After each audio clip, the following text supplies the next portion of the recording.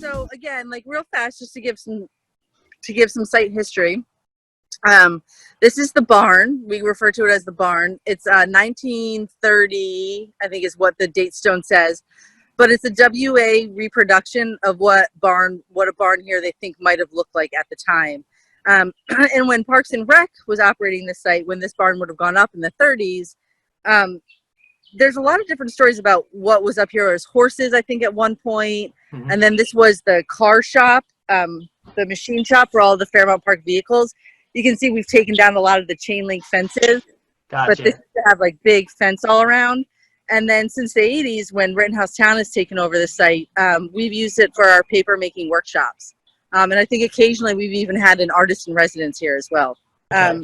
But so I'm going to really quickly, just so you can see, open the door to the, oh, it's open? Thanks.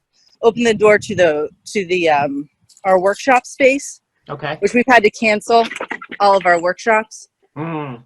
But it's nice because this is industrial space that allows us to kind of use the building a little harder than we could with an antique building. You know, paper making is our legacy, and as much as we will branch out from that, and given the early industrial site, the early industrial history of the site, we could really kind of tie in a lot of different, we could do some sort of like upholstery and all sorts of stuff that it'd be relevant to our mission. Mm-hmm. But we really focus on paper making. But so this is our studio, and this is where we do our paper making workshops. And then when I met Paul for the first time, and he was interested in space, he's got a customer.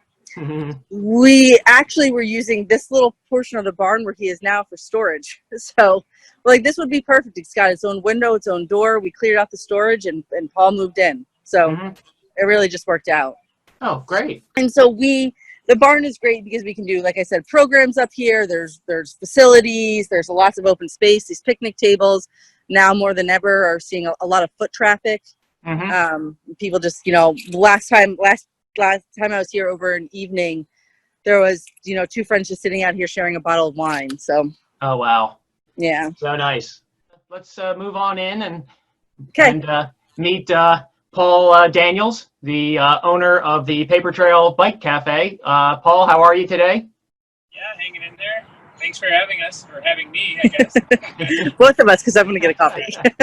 So this is something that we just heard about recently, and I love the concept of the sort of the coffee, the treats, and the bike repair, bike creation. Do I understand that you create bikes as well, or is it just bike repair? Right, I do custom builds and bike repair as well as scheduled service. So basically, I'll go right into it. Rittenhouse was looking for something to get open. Amy, as a new executive director, from what I hear, was looking for a way to stop people that were traveling through Historic Rittenhouse Town. So I got a message from Amy that basically said, hey, what does the cycling community, how would they slow down at Historic Rittenhouse Town? Yeah. So ultimately, I said, it's nutrition and it's service. So if we have a flat, we need to get home. But if we have a nutrition flat, we need something to eat before we can get home. And here we are, 6 months later. A lot of work behind it, but this is what's the result. So I use all High Point's baked goods and also their beans. So High Point Cafe right here in Germantown, Mount Airy. So I think it's a name that people recognize. And ultimately, I think everyone that comes through has been pretty happy with both the espresso and the bacons. We actually opened about 5 days before the city shut down. Paper Trail is a bike shop, and it's also a non-specialty food location. So for both of those things, it could have stayed open, but at the time, it just didn't feel right to be open right away. So ultimately, shut down for about 6 weeks and then came back on a limited schedule. And instead of being open where people would come into the storefront, I basically opened our painted shut window. So the reality is that this isn't where I expect to serve my clients in the future, but it's a perfect opportunity for touch-free takeaway. So we have a path that has been forged. Blazed, yeah. Can I take them inside too? Yeah, absolutely. And so the customers come up to the front window and I'm on the opposite side to take their order. Mhm. And I would like an iced coffee, please. I basically meet them here, always mask up. And when I'm serving food and serving coffee, I do have the mask on at all times. That's sort of my policy. And everyone outside generally is the same way. So I take their order and then go back into the back half of the shop, pull their drinks off the espresso machine or out of the refrigerator, and then pull their baked goods out of the baked case and set it on the sill so that they can take it away and have touch-free payment in the corner of the sill. Wow. Which isn't there right now, but it's a square, basically. Yeah, it seems very thoughtfully set up. So you took some time to really work through the procedure. Yeah, basically it was what can I do to protect the community, but also to protect myself and my family, and how can I operate in such a way that it feels responsible and safe.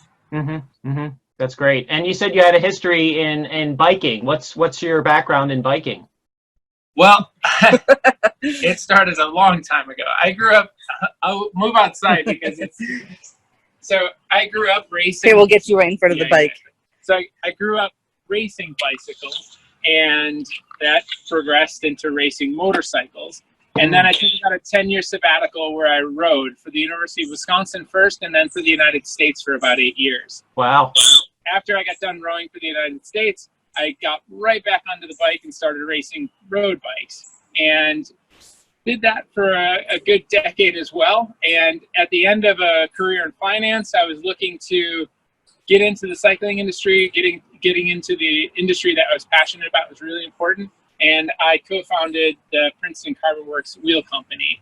That's a great story. And you said you can make custom bikes. So is that where that organization comes back into play again? Yeah, absolutely. I ended up having a lot of fun in running Princeton Carbon Works was with the collaborations that we were able to do to create, not only amazing products, but also really cool devices for people to identify with and to feel that they actually show who they are as a person. So this bike in particular was the very first collaboration piece that I did while running Princeton Carbon Works. And Max Pratt, the owner of Pratt Frameworks, gave it to me when I opened the shop as a gift. Oh, that's great. Do you do anything? Do you make bikes other than road bikes? Do you do off-road stuff? Yep. So I actually do anything. I'll go from fixed gear crit bikes, which this is, right the way through mountain bikes, electric bikes, anything that we're able to source and build with some individuality or some character for the client in particular. Obviously, road bikes, gravel bikes, and mountain bikes are sort of the sweet spot for me. But ultimately, I'm happy to go after any project and take that client and make sure that their bike is exactly what they want. Building dream bikes one at a time. And I actually only have one stand. So it's not as though I can pay attention to anyone else while I have their bike in my stand. It's completely one person at a time. Well, let's go in and see what Paul was able to do with a 10 by 10 space. I'll just do like a quick 360. When you say you stand, Over on it will eventually be on the right? So that's the workbench. Yeah, personal attention is right. Yeah. Yeah, basically the idea was that ultimately people were supposed to come in and sit at the breakfast bar and look out onto Historic Rittenhouse Town through my front window. This has obviously become where I do service, but eventually the hope being that, you will have 3 clients or three coffee shop goers sitting and kind of talking about bikes, talking about the build, talking about the morning, sitting, kind of spending some time in Historic Rittenhouse Town. Oh, that's neat. And are you also you're a one-man operation there? Do you have any help? No, it's just me. And so if we're open, it's me here. And how did you get the connection with High Point? My wife grew up here, and she's a big fan of theirs. I visited their roaster, and it just seemed like a great operation to sort of attach to from the onset, and to have some recognition as a local provider right away. It was really important to me. Again, on the bike side as well, I'm trying to work with people in Philadelphia, in Pennsylvania, in terms of product and merchandise as well. I love this idea of trying to highlight and, you know, provide another outlet for people to get good local goods. That's Also, just pitch. Go ahead. Meg's mom was a long-term president of Rittenhouse Town as well. Oh, Board okay. president, yeah. One other question. Do you have any favorite types of beans or goods from High Point? I'll say two things. We only run one bean from High Point, well, one blend from High Point, and it's nitro. So everything comes off of one espresso machine. And so for our drinks and our service, it's really important to have a great espresso shot. And so the nitro is phenomenal. People love it. I would never change it. And the second thing I'll say is the oat bar from High Point. It sells out every time we get it. And it varies in terms of the fruit that's included on the daily, but every day it sells out. And I guess, well, with the nitro, I guess they're riding faster after they leave your shop than when they arrive. Absolutely. And if they're not riding faster, they're coming back. So We actually talked about having to put up like, please walk your bike, or please like don't exceed 10 miles an hour. yeah. Well, thank you for your time. I see that you also have merchandise that's on sale there, correct? Yeah, so and that's an important part of it. We don't sell bottled water. We're in a park, so I made the decision to not sell bottled water, but I do sell water and I do sell bottles. So Okay. and also I have get you home service. So anything that a cyclist could run into or a rider could run into on the trails, if they needed anything to get home, whether that's with a flat, so a tube, or sealants, things like that.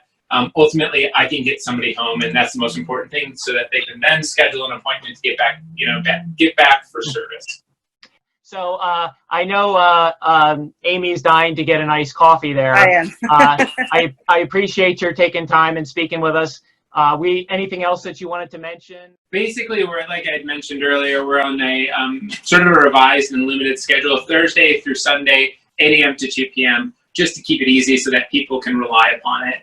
And we will expand into earlier in the week as we go, and actually as the bike business picks up. Right now, the cafe business is absolutely specific towards the weekends, or mostly specific towards the weekends, just when people are able to get out and choosing to come out to the park. But no, I think it's been a really fun project so far. It's great having regulars already, which is really nice. And everyone that comes back, they come back and they ask for similar things and or the same thing, which means that we're doing something right.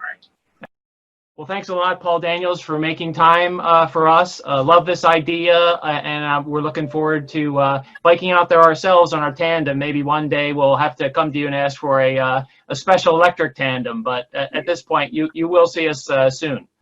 Yeah, exactly. Show up on a double-seater bike. I'll send you home with a double espresso. Excellent. Thanks a lot, Paul. You take care. You had touched on it before, and Paul kind of touched on it too, is just revitalizing some of these spaces that were dormant before is what's important to us at Rittenhouse Town. Like, there's just so much space that could be utilized for stuff like this that's an amenity to the park.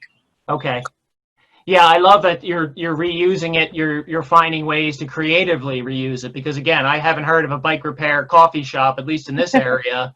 So I think that's a wonderful draw. Right, and again, this space was being used for storage. Like, there's no reason for that. Yeah, no brainer. Absolutely Exactly. a no brainer. We're thrilled to have Paul, so this is great. Yes, and thanks for showing us around and playing the camera person for us today. Not a problem. Thanks, Steve. All right, Amy, you take care. You too. Bye.